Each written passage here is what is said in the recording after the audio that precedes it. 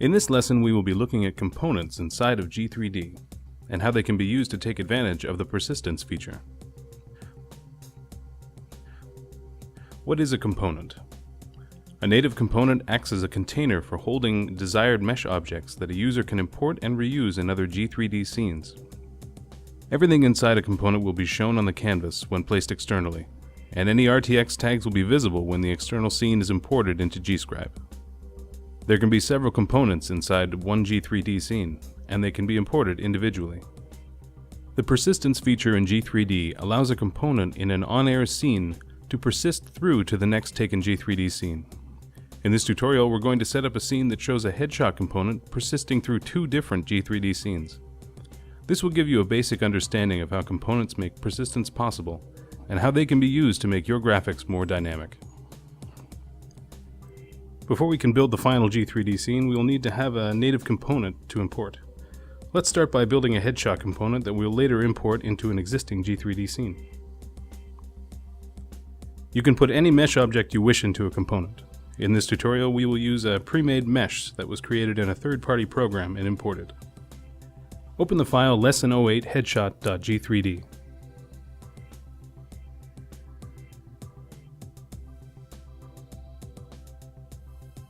In this scene, you can see a headshot panel made up of imported meshes, primitive shapes, and scribe textures. You will notice it is centered at the scene origin. This is important because the pivot point of an external component will always be the native scene origin. Now let's combine all of our meshes into a component. To do that, simply multi-select the mesh objects in the object list, excluding the camera, by holding Ctrl and individually selecting them. From the toolbar, choose Create Component. You can see the newly created component container in the object list. Alternately, you could create the component and drag objects into it like you would a group. Under the Attributes tab, Group Properties, change the external tag to Headshot. Tag the text and image in your scribe file so we can edit them in the final G3D scene.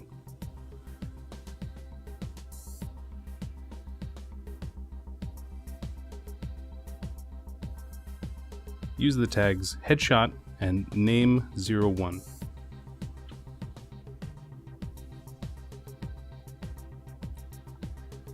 Save this G3D scene as Lesson-08 component.g3d. Now open a new scene and save it as Lesson-08_scene1.g3d. We're going to import the headshot component into this new scene. From the toolbar, choose Place External Component. Navigate to the component G3D file, and in the Select Native Component dialog, choose the component you wish to import and click OK. In this example, we have only one component in our native scene, but it is important to note that a scene could potentially contain a collection of several different components that could be imported individually using this process. Now that we've imported our headshot, duplicate it 2 times by clicking Edit, Duplicate. Do this twice, and then rename the components Component 01, Component 02, and Component 03. The components must have the same name in each G3D scene to achieve persistence.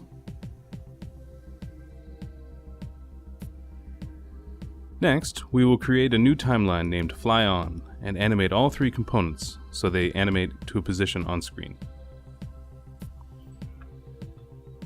After you've done that, right-click on a keyframe and choose Set as Open-Ended. This is a very important step. Otherwise, your components will not animate properly. Make another timeline and name it Fly Off.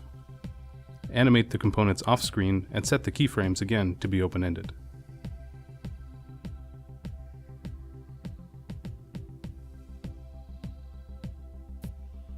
Next, we will add our triggers and pauses. On the Fly On timeline, create a pause point on the first frame. Give it a trigger and name it Fly On 01. A unique name is important because we will be firing these triggers globally in another G3D scene.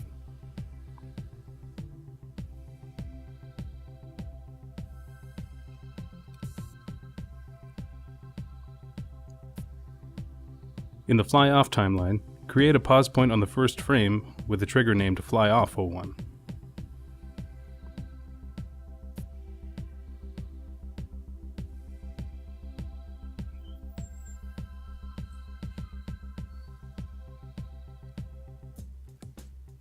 On the main timeline, create a trigger action on the first frame.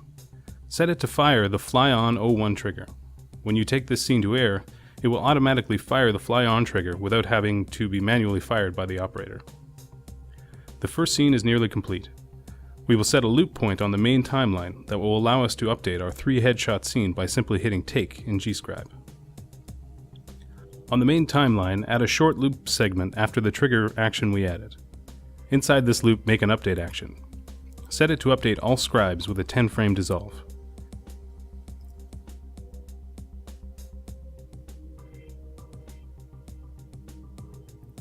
After the update, make a pause point.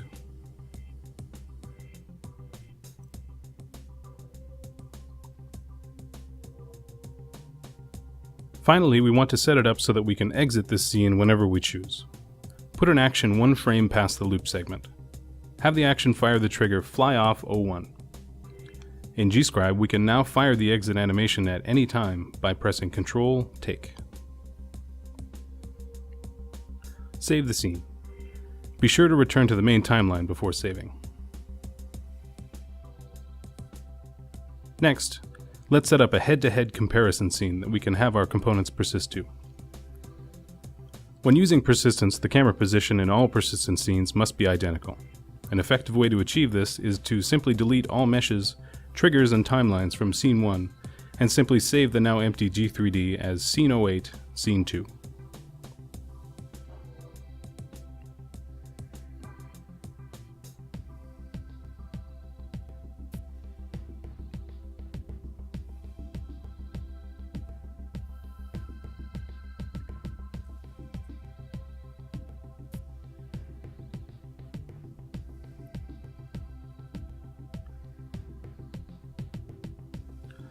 In Lesson-08 Scene2.G3D, bring in the headshot component by choosing Place External Component from the toolbar. Rename it Component 01 in the object list.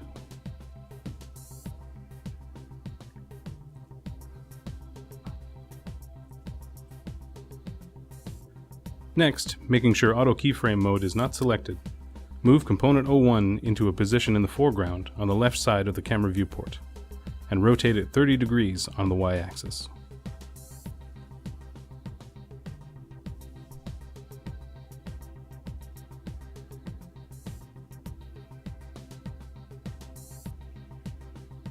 Duplicate the component and rename the duplicate Component 02.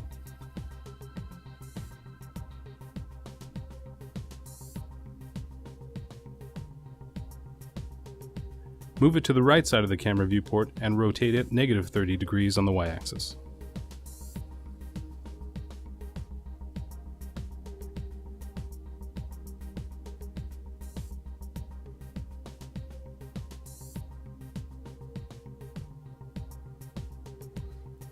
Just like in Scene 1, we will need to have timelines that will fire the on and off animations for these components. Call the new timelines Fly On and Fly Off. Animate the components in both timelines and put pause points on the first frames of each. Name the pause triggers Fly On to and Fly Off to respectively. Don't forget to make your keyframes open-ended.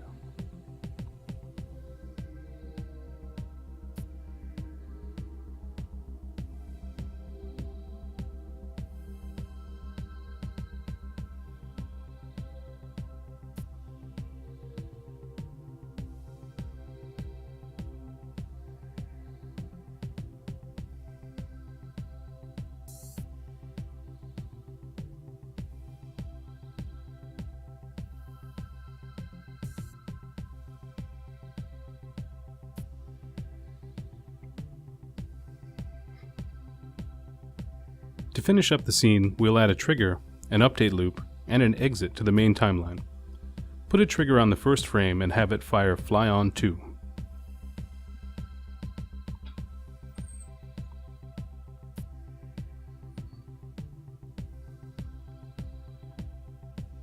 Inside the loop, set an update action that updates all scribes with a 10-frame dissolve. Then make a pause point.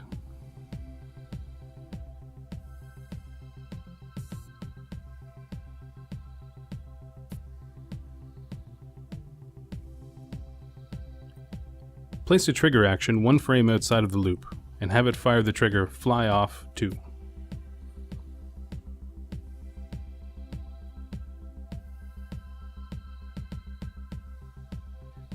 We want these scenes to work together, so when scene 2 is fired, scene 1 will animate off, and vice versa. Go to the main timeline and right-click on the action point that's on frame 1. Select Edit Actions. Click on the fire trigger action and manually type in the trigger FlyOff01. Add this trigger and check the box next to its name and the box next to Global. This will allow us to fire scene 1's off animation every time we take scene 2. Click Update and then click Done. Save the scene. Next, we will do the same to scene 1. Reopen the scene and edit the first trigger on the main timeline. Add the trigger FlyOff02. Select it and remember to check Global. Click Update and Done.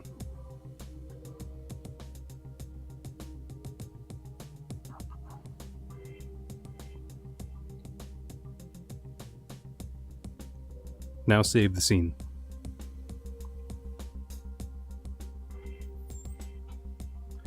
Let's try these scenes out in G3D. Load scene 1 into G3D.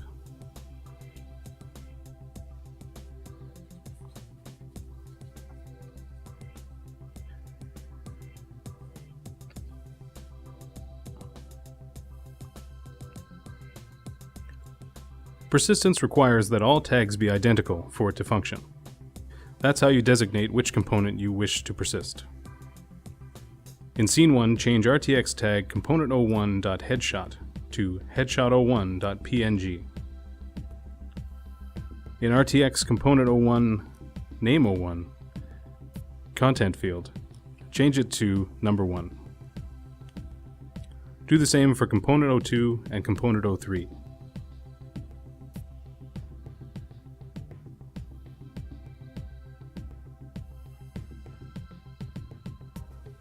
Now load scene2.g3d into G3D.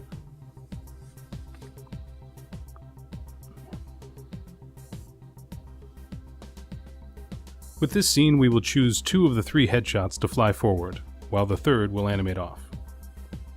You could choose any 2, but for now let's do headshot 01 and headshot 03. Simply choose the headshot PNG file and input the same name tag to achieve persistence. Now let's test the scene out.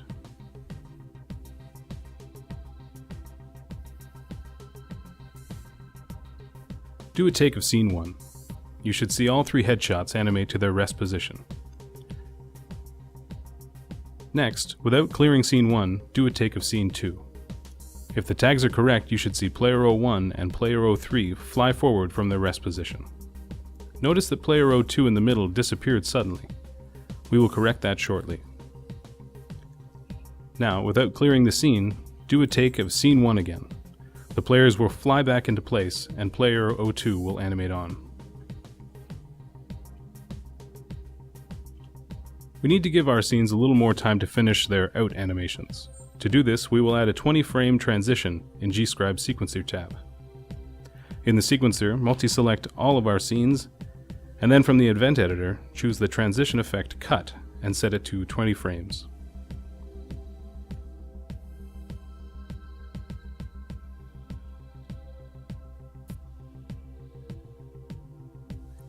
Clear output and take scene 1 again.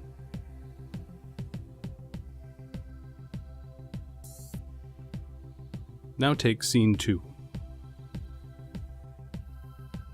You should see player 02 completely animate out instead of simply disappearing. Take scene 1 again. Now hit Ctrl-Take to trigger the scene exit. You have now created your first scene using persistent components.